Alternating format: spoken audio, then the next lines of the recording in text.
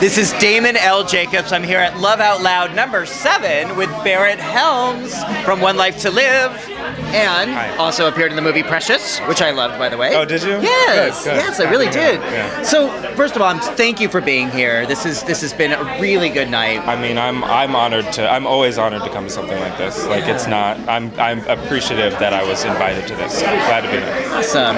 You know, because we're having a great time, but we're also raising really essential funds for people living with HIV and AIDS. Why would this cause be important to you, or why is it important for you to stand up for this cause? I'll tell you what. I mean, my big thing is, since I've been on One Life to Live, the fans have been so wonderful that I'll follow them anywhere. So if I'm being honest here, I'm here because this is important to them, and they wanted me to come, and so I'm happy to share it and do what I can for it. That's awesome. So, you know, as opposed to last year, sadly, One Life to Live has been canceled. It's no longer with us.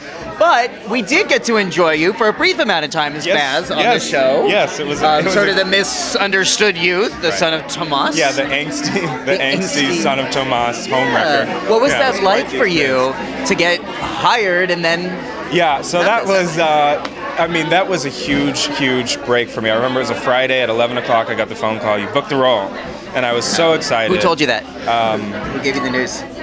I don't even. My manager. I don't even remember. They, you know, it was. My manager called. They just called. You booked the role. I called everyone I knew. Mom, I booked the role. I was so excited. I was opposite Kristen Alderson, which I was really excited about. And 4 hours later, I get a phone call saying the show's canceled. Oh my God. So I didn't even know if I had a role at that point, because we were calling back, my manager was calling back saying, you know, does he still have the role? And they were saying, that's the least of our problems right now. Like, we'll get to that. Exactly what every actor wants to hear, right? Yeah, well, but it's true. I mean, and since I was on that show, I went in with the approach of, I'm part of something bigger. It's a shame that I didn't get to be on there longer, but it was such an experience, and I'm just glad to be even a little part of it. Wow. So then how did you then go into a role knowing that as you're walking on, everybody who's been working together for decades is crying and mourning the loss of their show? Being on set and, you know, just the weight of it all. I mean, I didn't have any point of reference. So it was, I mean, I don't know how it would have been if under any other circumstance. So, you know, like anything else, you deal with it. Everyone, I will say this though, all of the other actors were so nice. Everyone I worked with, they were so nice. Kristen was great, Kelly, Andrew, all of the people. Eileen, like, they were so wonderful throughout the whole thing. That's great. Yeah, which in a time, especially in a time like that where big things are happening, to still pay attention, you know, to, you know, little people like me. Right. And that shows the integrity of the actors who, you know, many of them are here tonight, who really are so for real and down to earth about what they do and about their craft and about raising funds to help others as well. It's a community. It is, beyond anything else I've ever been part of, a community, and it's a strong one, and it's a caring one, and a loving one.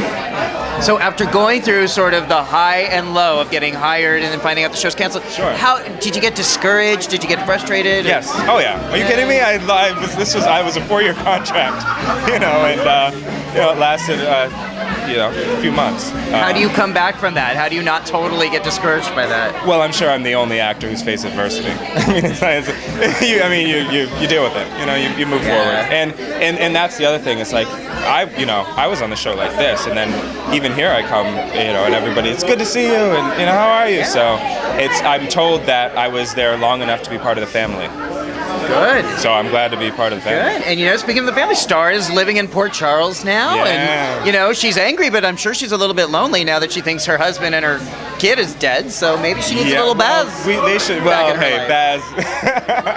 You know, there are other things. But, I mean, it would be good to see some of these other people. She's got a sister out here and a brother out here who they could certainly go to Port Charles. That would be awesome. So given all of this that happened in this last year, if you could go back and give yourself a piece of advice, knowing what you know now, what would that be? Relax and enjoy it more. It's crazy. It's a crazy ride. These people are crazy. We're all crazy. We're all crazy.